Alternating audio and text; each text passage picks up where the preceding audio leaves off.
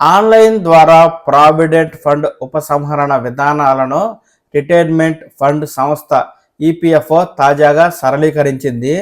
దీనిలో భాగంగా క్యాన్సిల్ చేసిన చెక్ ఫోటో ఇమేజ్ను అప్లోడ్ చేయవలసిన అవసరం ఉండదని, అంతేకాకుండా దరఖాస్తుదారు బ్యాంకు ఖాతాలను యాజమాన్యం ధృవీకరించాల్సిన పరిస్థితి సైతం తలెత్తదని, తద్వారా క్లెయిమ్ సెటిల్మెంట్ విధానాన్ని వేగవంతం చేసేందుకు ఈపీఎఫ్ఓ చర్యలైతే తీసుకుంది.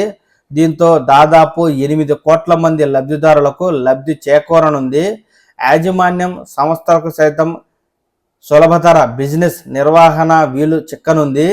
ఈపీఎఫ్ఓ సభ్యులు ఆన్లైన్లో పీఎఫ్ ఖాతాల నుంచి నిధులను ఉపసంహరించుకోదలిస్తే క్యాన్సిల్డ్ చెక్ లీఫ్తో పాటు అటెస్ట్ చేసిన పాసు పుస్తకం కాపీని కూడా యూఏఎన్ సంఖ్యకు అనుసంధానించాల్సి ఉంటుంది.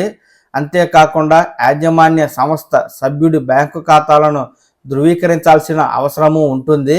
అయితే ఆన్లైన్లో క్లెయిములతో ఇకపై చెక్ లీఫ్ ఇమేజ్, బ్యాంకు ఖాతా ధృవీకరణ నిబంధనలను తొలగిస్తున్నట్లు కార్మిక శాఖ ఒక ప్రకటనలో పేర్కొంది. తొలుత పరిశీలనార్థం కేవైసీ అప్డేట్ చేసిన సభ్యులకు తాజా నిబంధనలను 2024 మే 28 నుంచి అమలు చేసినట్లు తెలియజేసింది. ఫలితంగా 1.7 కోట్ల మంది ఈపీఎఫ్ఓ సభ్యులు లబ్ధి పొందడంతో ప్రస్తుతం సభ్యులందరికీ వర్తింపజేస్తున్నట్లు నిర్ణయం తీసుకుంది. యూఏఎన్తో బ్యాంకు ఖాతాలను అనుసంధానించేటప్పుడు ధృవీకరణ పూర్తవుతున్నందున అదనపు డాక్యుమెంటేషన్ అవసరం లేదని కార్మిక శాఖ పేర్కొంది. ప్రస్తుతం 7.74 కోట్ల మంది సభ్యులు ప్రతి నెల సొమ్ము జమ చేస్తున్నారని, వీరిలో 4.83 కోట్ల మంది యూఏఎన్తో బ్యాంకు ఖాతాలు అనుసంధానించినట్లు వివరించింది. 14.95 లక్షల ధృవీకరణలు యాజమాన్య సంస్థల వద్ద పెండింగ్లో ఉన్నట్లు వెల్లడించింది. తాజా నిర్ణయంతో వీరంతా లబ్ధి పొందనున్నట్లు కూడా తెలిపింది.